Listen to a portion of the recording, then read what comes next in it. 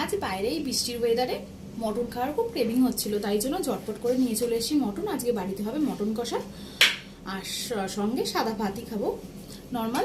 চলো তোমাদের সাথে সেটা শেয়ার করছি।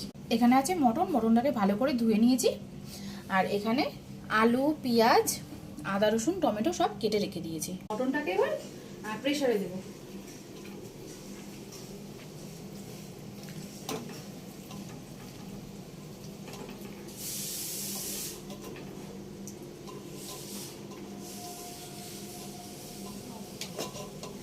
মটনের মধ্যে নুন আর হলুদ পরিমাণ মতো দিয়ে দেবো।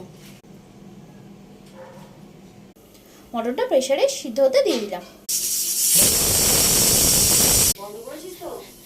সিটি দিয়ে নিলাম। তেল গরম হয়ে গেছে, আলুগুলো ছেড়ে দিয়েছি। মটনটা সিদ্ধ করে নিয়েছিলাম।